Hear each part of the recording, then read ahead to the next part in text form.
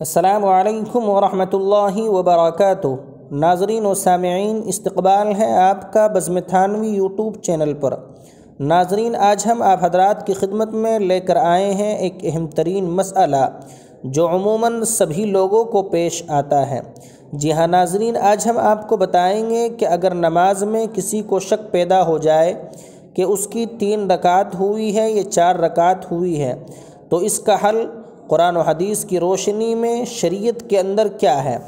تو سامعین، آپ ہمارے ساتھ بنے رہیں، انشاءاللہ یہ اہم ترین مسئلہ آپ کے گوشے گزار کیا جا رہا ہے۔ چنانچہ اگر کسی شخص کو نماز کے درمیان شک پیدا ہو گیا کہ اس کی یہ رکعت تیسری ہے یا چوتھی، اور یہ شک اس کو پہلی ہی بار پیش آیا ہو، تو اس کو چاہیے کہ نماز کو اثر نو پڑھے۔ لیکن فقہ کی یہ عبارت کہ اول مرتن، پہلی ہی مرتبہ اس کو پیش آیا ہو، اس سے کیا مراد ہے؟ اس میں ویسے تو مشائخ کا بہت شدید اختلاف ہے، لیکن جو قول راجح ہے اور جو قول مفتہ بھی ہے وہ شمس الائمہ سرخسی رحمۃ اللہ علیہ کی رائے ہے کہ اول مرتن اور سب سے پہلی بار شک پیش آنے کا مطلب یہ ہے کہ کبھی کبھار شک پیدا ہو جائے، سہو ہونا، غلطی ہونا اس کی عادت مستمرہ نہ ہو۔ یہ مطلب نہیں ہے کہ زندگی میں پہلی بار شک ہوا ہو۔ تو چنانچہ اس سے معلوم یہ ہوا کہ اگر کسی انسان کو کبھی کبھار نماز کے اندر شک پیدا ہوتا ہے تو اس کو اثر نو نماز پڑھ لینی چاہیے۔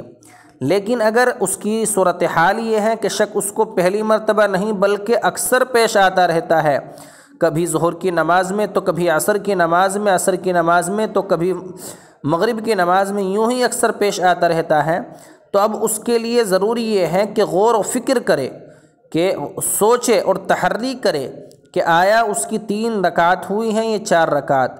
جو جانب بھی غالب آ جائے اسی پر عمل کر لے۔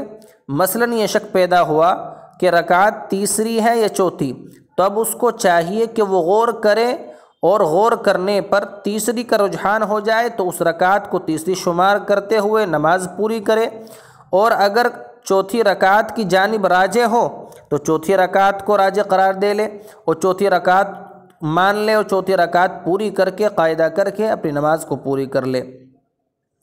لیکن اگر صورتحال یہ ہے کہ غور و فکر کرنے کے بعد کوئی بھی جانب راجح نہیں ہوئی، دونوں جانب شک برابر ہے، تو پھر اقل کو لے، یعنی جو سب سے کم مقدار والی جانب ہے۔ یعنی اگر آپ کو تیسری اور چوتھی میں شک ہے تو تیسری رکعت کو لے لے، کیونکہ وہ یقینی ہے۔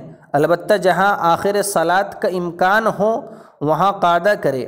مثلاً مصلی کو شک ہوا کہ یہ رکعت تیسری ہے یا چوتھی اور کسی جانب رجحان نہیں ہے، تو پھر اقل کو لے، یعنی اس رکعت کو تیسری شمار کرے، لیکن اس رکعت کے بعد قاعدہ کر لے، کیونکہ ہو سکتا ہے کہ یہ چوتھی رکعت ہو، اور چونکہ قاعدہ آخرہ فرض ہے لہذا اس رکعت کے بعد قاعدہ آخرہ کریں اور پھر کھڑا ہو کر 1 رکعت اور پڑھ لیں اور اس کے بعد قاعدہ کر کے مکمل کریں۔